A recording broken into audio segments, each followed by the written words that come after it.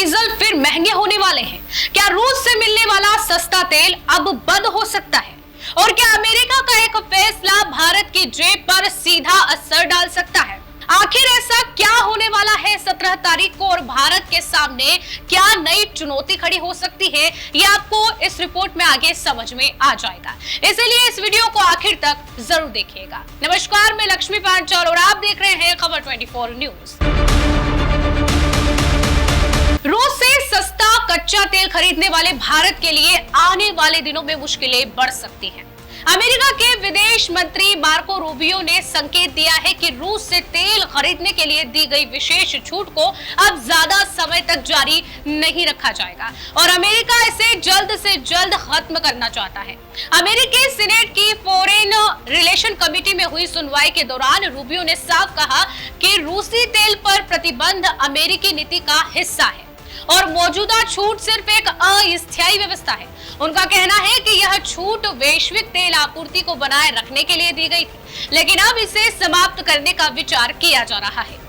दरअसल मौजूदा छूट 17 जून को खत्म होने वाली है। यह छूट पहली बार मार्च में दी गई थी और बाद में 2 बार बढ़ाई गई। यूक्रेन युद्ध और ईरान से जुड़े तनावों के चलते वैश्विक तेल बाजार में आपूर्ति संकट की आशंका थी और इसीलिए अमेरिका ने कुछ देशों को सीमित राहत दी थी। इस व्यवस्था का सबसे बड़ा फायदा भारत को मिला। पश्चिमी देशों के प्रतिबंधों के बाद रूस ने भारी छूट पर तेल बेचना शुरू किया और भारत दुनिया के सबसे बड़े खरीदारों में शामिल हो गया। इसका सीधा फायदा भारतीय अर्थव्यवस्था को मिला क्योंकि कम कीमत पर तेल मिलने से आयात बिल नियंत्रित रहा और महंगाई पर भी थोड़ा दबाव जो है कम हुआ। खुद मार्को रूबियो ने माना कि रूसी तेल की सप्लाई ने वैश्विक बाजार में कीमतों को नियंत्रित रखने में मदद की है और इसका फायदा सिर्फ भारत को ही नहीं बल्कि दुनिया की कई अर्थव्यवस्थाओं को मिला है। लेकिन दूसरी तरफ अमेरिका लगातार यह तर्क देता रहा है कि रूस के तेल निर्यात से होने वाली कमाई यूक्रेन युद्ध को आर्थिक मजबूती देती है और यही वजह है कि वाशिंगटन चाहता है कि भारत समेत बड़े खरीदार धीरे धीरे रूसी तेल पर अपनी निर्भरता कम करें।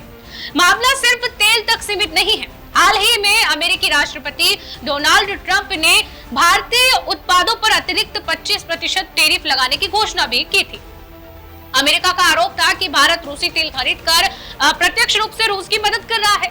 हालांकि बाद में दोनों देशों के बीच व्यापार समझौते के तहत इस अतिरिक्त टैरिफ को वापस लेने का फैसला किया गया। इसी बीच व्हाइट हाउस की ओर से जारी एक फैक्ट शीट में दावा किया गया है कि भारत ने रूसी तेल के प्रत्यक्ष और अप्रत्यक्ष आयात को रोकने की प्रतिबद्धता जताई है।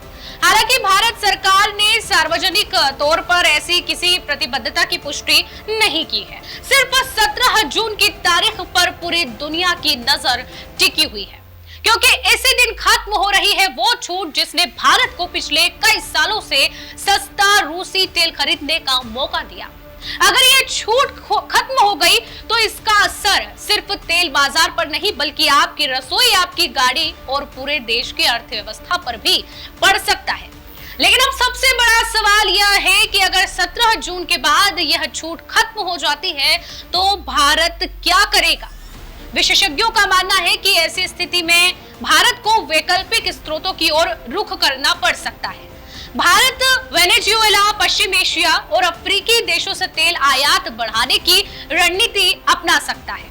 लेकिन अगर ये विकल्प महंगे साबित होते हैं तो इसका असर तेल की कीमतों और देश की अर्थव्यवस्था पर भी दिखाई दे सकता है।